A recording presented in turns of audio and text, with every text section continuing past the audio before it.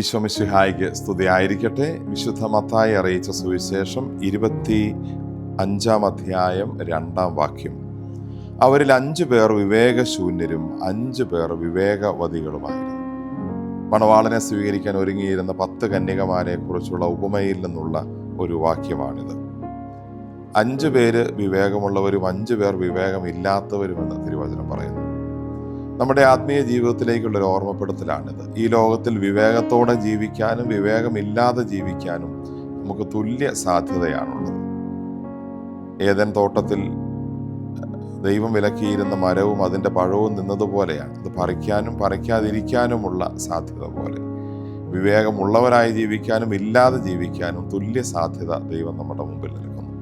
അത് 6, 4, 7, 3 ഒന്നുമല്ല, 5 തന്നെയാണ്. നമ്മൾ വിവേകപൂർണമായാണോ വിവേകമില്ലാതെയാണോ ജീവിക്കുന്നത് എന്ന് ആത്മശോധന ചെയ്യാൻ ഈശോ എന്ന് ആവശ്യപ്പെടുന്നു. എന്താണ് ഈ 5 പേരെ വിവേകവതികളാക്കുന്നത്? മുൻകൂട്ടി കാര്യങ്ങൾ കാണാനും അതിനനുസരിച്ച് ഒരുങ്ങി പ്രവർത്തിക്കാനും കരുതിയിരിക്കാനും കഴിയുന്നതാണ് അവരെ വിവേകമുള്ളവരാണ് എന്ന് പറയുന്നതിന് ദൈവത്തെ പ്രേരിപ്പിക്കുന്നത്. നമ്മുടെ ജീവിതത്തിൻ്റെ ആത്മീയ ജീവിതത്തിൻ്റെ പ്രാധാന്യവും അതുതന്നെയാണ്. ദൈവം ഒരു നാൾ നമ്മളെ വിധിക്കാൻ വരുമെന്ന് കരുതി മുൻകൂട്ടി ആ കാര്യത്തെ കണ്ട് അതിനനുസൃതമായി ഈ ഭൂമിയിൽ ഒരുങ്ങി ജീവിക്കുമ്പോൾ നമ്മളും വിവേകമുള്ളവരായി മാറും.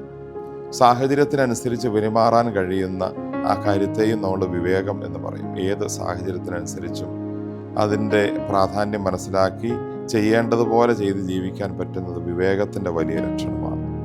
നമ്മുടെ ചുറ്റുപാടുകളിൽ പ്രായോഗികമായ വിവേകം നമ്മൾ കാണിക്കുന്നുണ്ട്.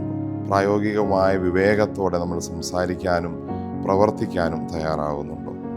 ഈശോ പറയുന്നു, നിങ്ങൾ സർപ്പത്തെ പോലെ വിവേകികളായിരിക്കുവിൻ, പ്രാവുകളെ പോലെ നിഷ്കളങ്കരായിരിക്കുവിൻ. സർപ്പം തനിക്ക് അപകടം വരാൻ പറ്റുന്ന ഒരു സാഹചര്യം ഉണ്ടെന്ന് കണ്ടാൽ അത് ഒഴിഞ്ഞു മാറുന്നതാണെന്ന് പറയുന്നു. വിവേകം തിന്മയിൽ നിന്ന് ഒഴിഞ്ഞു മാറുന്നതാണ്. വിവേകം നന്മ കണ്ടെത്തി അത് ചെയ്യുന്നതാണ്.